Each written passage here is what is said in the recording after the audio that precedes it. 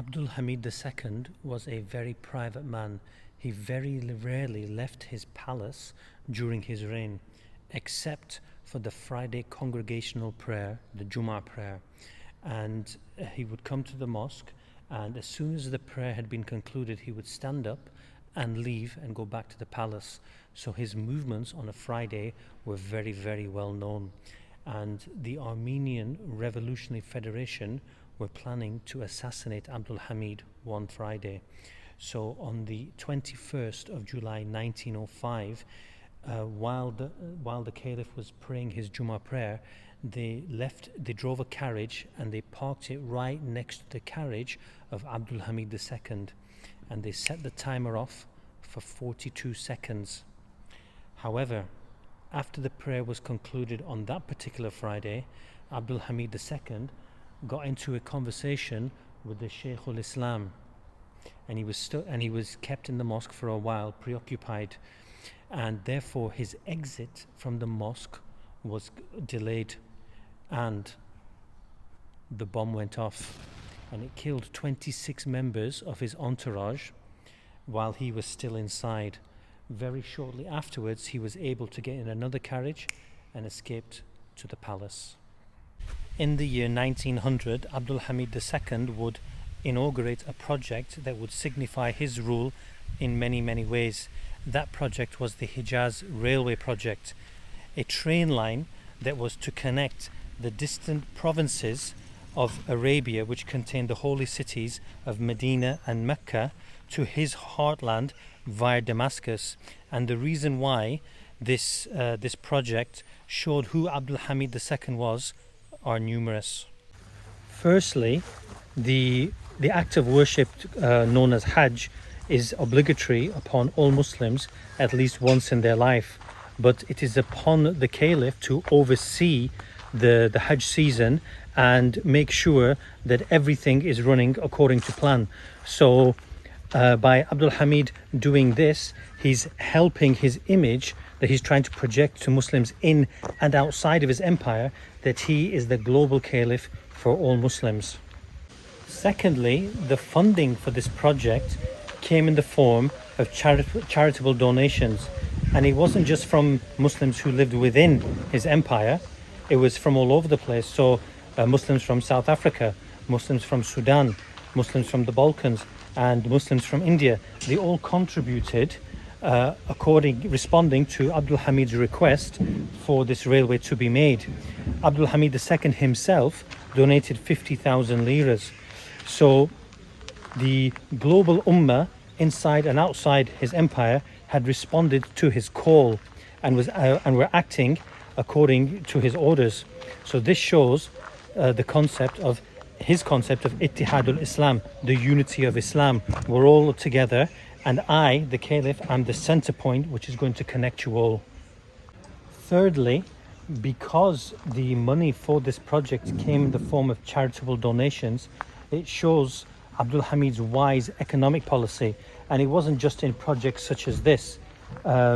Because of his great economic policies, he was able to get rid of a lot of Ottoman debt which had accrued during the time of the Tanzimat period, and he was able to modernize his empire while still being loyal to Islam, something that his recent predecessors hadn't quite lived up to.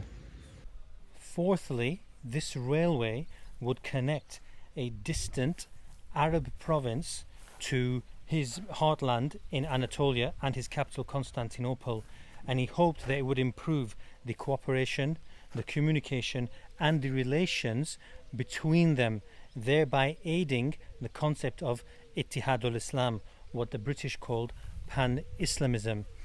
As a result of this train line, the city of Damascus gained a lot of prosperity, because lots of Hujjaj realized that if they can get to Damascus, then they have a nice comfortable journey through the harsh desert all the way to Mecca, to Baytullah, God's house. And lastly, a particular design feature, a specific detail of the train line would give a deep insight into the psyche of the Caliph and also the geopolitical state of the world at the time. You see, the width of the train tracks was designed so that it was narrower than the train tracks that were used in Europe.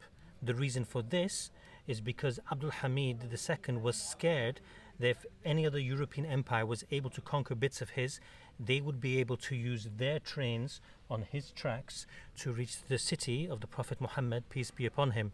And that is something that he did not want at all. So the sick man realized how sick he was, and he was trying his best to prevent the other empires from getting the inheritance that they wanted. In the early 1900s, there was a new generation of Ottoman citizen who ironically had been through the schools that Abdul Hamid II had inaugurated, and they could see that the Caliph had maintained the territorial state of the empire quite well, but there hadn't been any real progress. And so some of them decided to form a new organization which was called the Committee of Union and Progress. The name that they adopted tells us a lot about them. The Committee of Union and Progress. They wanted progress. They didn't want the watch and wait policies of Abdul Hamid and play the great powers off against each other. They wanted more of a proactive approach to policy, especially within the Balkans, because they could see that things were boiling over. And if they took the reactionary approach that Abdul Hamid II was taking, they feared that they were going to lose the Balkans forever. The Committee of Union and Progress. Many different segments of society were unified in this new idea, which included military officers, journalists, many different citizens, but also religious scholars, ulama, and they were all unified on the idea that the Ottoman Empire needed a constitution again to direct its policy rather than one man directing its policy, Abdul Hamid II. The military officers from the Committee of Union and Progress came from the Balkans, and they knew that the Balkans had always been the bedrock of the empire ever since the time of Muhammad al-Fatih, and if they lost the Balkans, then they lost a major part of the empire, which gave them a major part of their identity. The Committee of Union and Progress has also become to be known as the Young Turks. However, they never called themselves that. The Young Turks was a name given to them by the French, but the name has stuck ever since until this day. In 1908, the military officers from the CUP, also known as the Young Turks, decided to march on Constantinople and either depose Abdul Hamid II or get him to accept a constitution again. When Abdul Hamid heard about this, he went to the Shaykh al-Islam and asked him for a fatwa to see if he could send his troops who were loyal to him and crush this rebellion. But the Shaykh al-Islam noticed that within this rebellion were not only military officers, but also citizens were behind it, and also some religious scholars. Now, in Islam, the sovereign is the creator, is God, but the authority to appoint and to remove leaders goes with the people and the representatives of the people. And because the Shaykh al-Islam saw that the ordinary citizens, the people, and some religious scholars, their representatives, were in this movement, he refused to give Abdul Hamid II the religious legitimacy to quash this rebellion. And this is where Abdul Hamid II shows why he is the pious Sultan, because he didn't ignore the Shaykh al-Islam and just send the troops that were loyal to him. He agreed to accept a constitution for a second time. Only this time, this constitution was very different. The second constitutional era for the Ottoman Empire began in the year 1908, but this constitution was very different to the first constitution that was adopted in 1876. The CUP government had learned their lesson because they realized that in 1878 Abdul Hamid II had full right to dissolve the parliament and suspend the constitution, and they didn't want this to happen again. So Abdul Hamid II was now just a ceremonial caliph who just had titles but no power. 1 year later, in 1909, he was deposed as the constitutional caliph. From then on, all the other caliphs would have titles but no power. After 1909, the people who came to run the government from the CUP were known as the three Pashas: Enver Pasha, Talat Pasha, and Jamal Pasha.